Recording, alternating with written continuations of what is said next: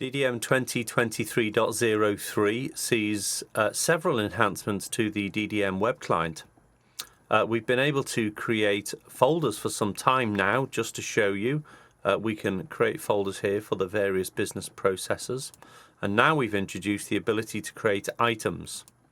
I'm going to choose the option of creating a document.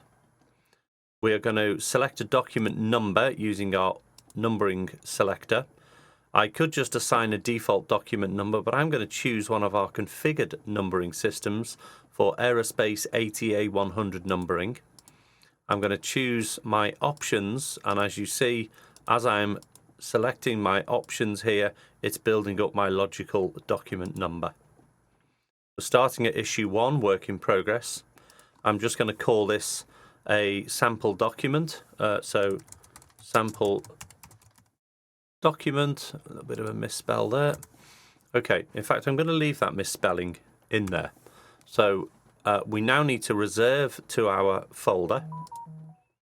And I'm just going to reserve this to our workbench. If you wanted to, you could reserve it to a specific folder or even a divider within a folder. I'm just going to choose to reserve this to my workbench. I also want to categorize my new document. So I'm going to go to the category selector. This is a document. It's just a sample, so I'm going to say this is just an XML test document, and I'm going to select that as the category. And then we're going to say, OK, create. So we have our new document now on the screen like this. I'm going to click in here because the second enhancement is the ability to edit items within DDM. If I click in the field, we see the green tick and the red cross appear, and I'm just going to go in and correct that spelling mistake and say OK. I might also want to choose to put in a keyword, let's say test instructions, and I can select green tick to accept my change. So not just the ability to create items, but the ability to edit items as well, whether that's parts, documents, drawings, or assemblies.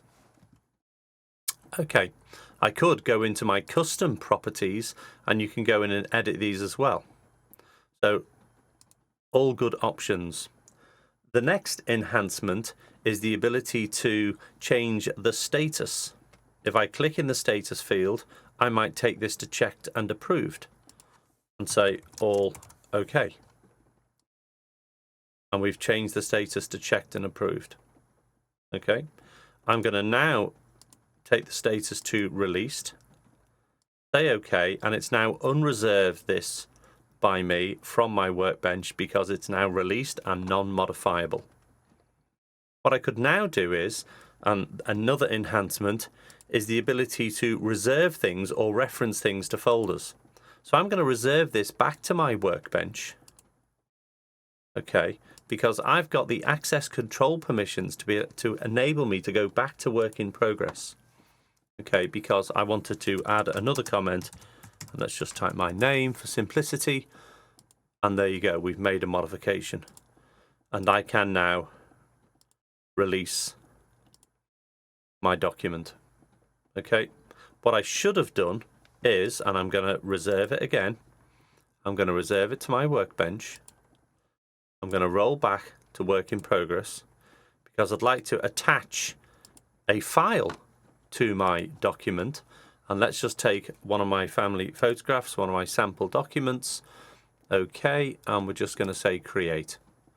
So that's been created. It will update here, and we can see the image has been added into the document. I'm happy that the document is now complete.